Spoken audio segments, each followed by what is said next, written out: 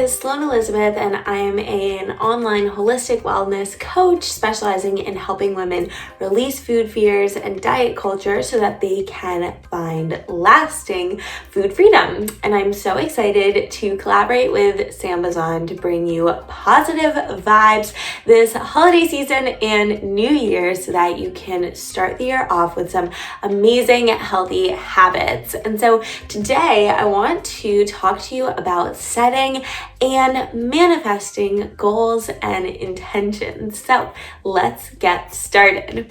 So the difference between intentions and goals is actually something to note. Now, intentions are what I prefer to work with, and that's what I guide my clients to work with too.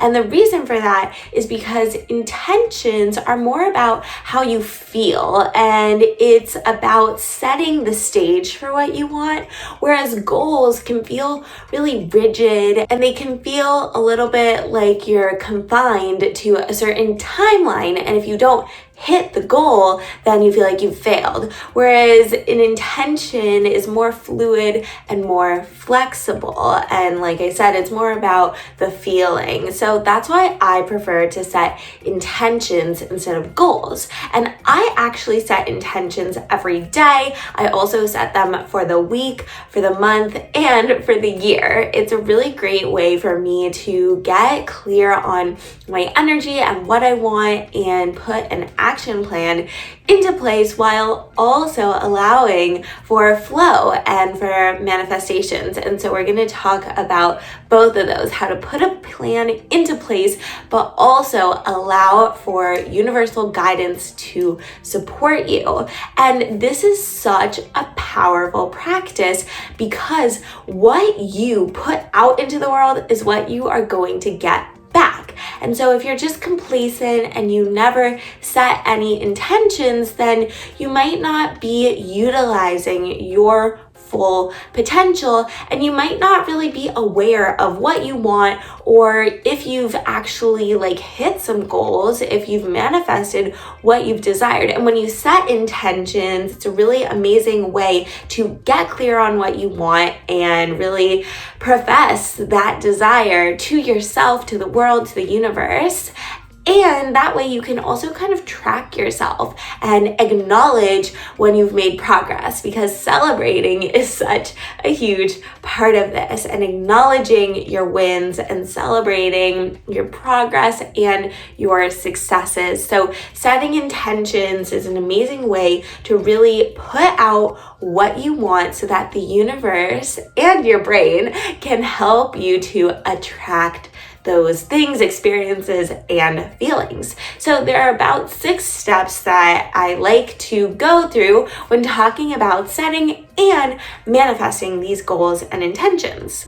So step number 1 is to get super clear on what it is that you actually want. And I would recommend to get a pen and paper out and really just brain dump onto the page. What do you want for yourself? It can be material things, it can be a certain person that you want to attract, it can be an experience, whatever it is. You are worthy of that desire as long as it is coming from a heart-centered place. So if it's in your heart and you want it, you are worthy of having it. And if it's really coming from that heart-centered place, that desire wants you back. You are on the same team. So get super clear on what it is that you actually want. And then step 2 is to understand how those experiences, things, or goals are going to make you feel. So first we kind of look at the details, what it is that you want, kind of the surface level of it. And then step 2 is really asking yourself, okay, once I have that, or once I experience it, once I receive it, how is it going to make me feel? Will I feel excited? Will I feel loved? Will I feel successful? Will I feel momentum? Look at that and understand what those feelings are. What emotions are you going to experience in your body. And this is one of the most important steps. So do not skip it, and make sure that you're really giving yourself enough time to fully think this through, and maybe close your eyes, imagine yourself experiencing that intention or goal, and understand like what comes up. Get curious about how that will feel in your body and in your heart. Okay, so step number 3 is about examining what the self-limiting beliefs are that are holding you back from believing that you're worthy of these things, or that it's even possible for you to achieve them. Because the truth is that you are capable of manifesting and experiencing and achieving anything that your heart desires. But a lot of us are actually more scared of success than we are of the actual fear. A lot of people are scared of freedom, even though that's what they say that they want, because staying small or staying where you're at feels the most safe and comfortable. So I want you to really get honest with yourself and think about what are those beliefs in your head that, chatter and say, oh no, that's not possible. You're not good enough for that. You can't do that. Only she or he can do that. You're not capable of that. And I want you to be really honest about these thoughts and just let them out onto the paper. This is one of my favorite things to do with clients, is to help them release these negative beliefs that are holding you back from really claiming your dreams and goals. So this is going to take some time, and this is the beginning step in releasing those self-limiting beliefs and fears, because they're not true. Okay, so step number 4 is to start embodying those feelings that you wrote in step number 2 before you even have manifested that experience or thing. So before you've hit the goal, I want you to practice feeling those feelings now. So let me give you an example. Let's say that you are manifesting a beautiful trip to Hawaii and you're really excited to travel. Okay, how will that trip make you feel? You're gonna feel relaxed, you're gonna feel adventurous, spontaneous, maybe you're gonna feel really luxurious. Okay, wonderful. So then after you do step 3, where you release those self-limiting beliefs, step 4 is to practice feeling peace now at home. Start feeling adventurous in your hometown, because the truth of the matter is that you don't have to have any of these external experiences to experience these good feelings that you want right now. So go out on an adventure in your neighborhood. How can you feel luxurious in your home? Maybe whip out some bath salts that you've never used, or give yourself a nice massage, or make your breakfast look super pretty as if it came from a tropical island. Practice feeling those feelings now as your manifestations are on their way to you. This should be really fun, and it does take practice. Step number 5 is to surrender the how, the exact what, and the when. Those 3 things are what we're going to delegate to the universe or your highest self, source, whatever power you want to think of.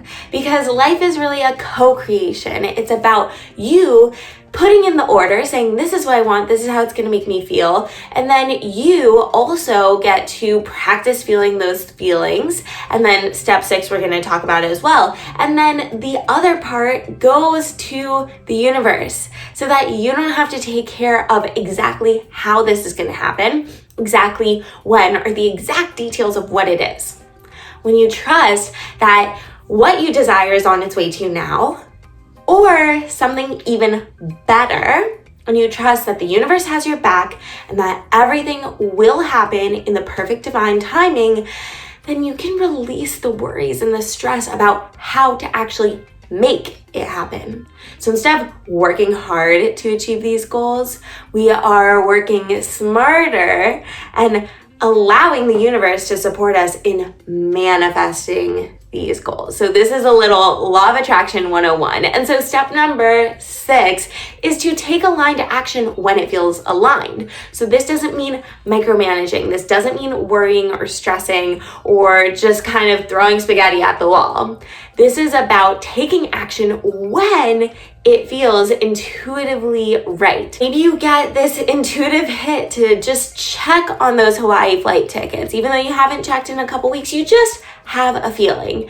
You go online, you take that aligned action, and the flights are the cheapest they've ever been. That was a little download from the universe to say, hey, brain, you should go and take that action. So manifesting isn't just about sitting on the couch, writing your list of what you want, and waiting for it to be delivered to you on a silver platter.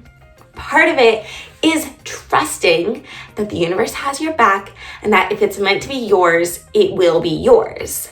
But you do have to take action, and you want the action to feel good, to feel fun, and to feel easy. If it feels forced or super stressful, then that's probably not a super aligned action.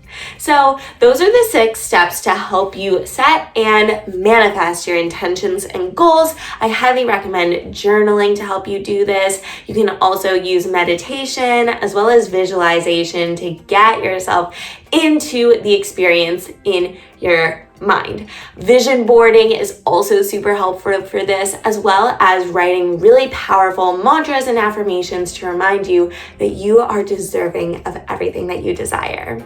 I hope that you loved this Wellness Wednesday topic. Thanks so much for watching. Thank you, SAMBAZON, for partnering with me. Again, my name is Sloane Elizabeth. Go ahead and follow me at Sloane Elizabeth for more on spirituality and nutrition and finding your food freedom. See you later.